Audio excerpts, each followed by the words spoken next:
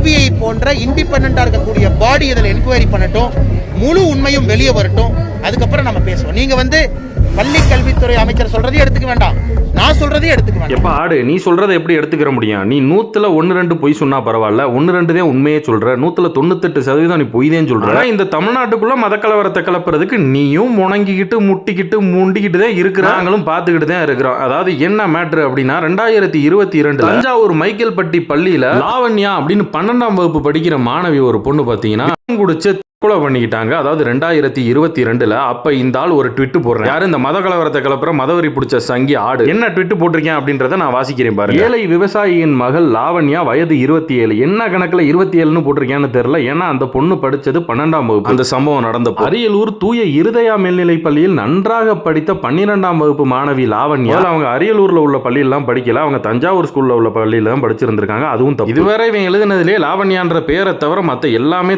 Sorry பொய்யே. அதுக்கப்புறம் சொல்லியிருக்கேன், இவரை மதம் மாற சொல்லி கொடுத்த அழுத்தத்தால் விஷம் குடித்து தற்கொலை செய்து கொண்டார். ட்விட்டர்ல பொய்யா எழுதிவிட்டு பத்திரிகைக்காரங்க கேட்கும்போது அது சொல்றாங்க, கல்வித்துறையில இருந்து மதம் மாற்றம் மாதிரி எதுவுமே நடந்த மாதிரி தெரியலையே அப்படின்னு கேட்கும்போது அவங்க சொல்றாங்க, கெத்தா சொல்றாங்க, சிபிஐ மாதிரி ஒரு பாடிட்ட போனாதான் உண்மை வரும் அப்படின்ற மாதிரி சொல்றாப்ல. சிபிஐ போன்ற இண்டிபெண்டா இருக்கக்கூடிய பாடி இதில் என்கொயரி பண்ணட்டும், முழு உண்மையும் வெளியே வரட்டும். முழு உண்மையும் வெளியில வந்துருச்சு. சிபிஐயோட விசாரணைக்கு அப்புறம் உச்சநீதிமன்றத்தில் அவங்க என்ன தாக்கல் பண்ணிருக்காங்க, அந்த பொண்ணு அந்த 12ஆம் வகுப்பு மாணவி லாவண்யாவோட மரணத்துக்கு பின்னாடி எந்த ஒரு மதமாற்ற அழுத்தமும் கிடையாது அப்படின்னு சொல்லி இந்த ஆள் சொன்ன அதே சிபிஐ தான் சொல்லியிருக்காங்க.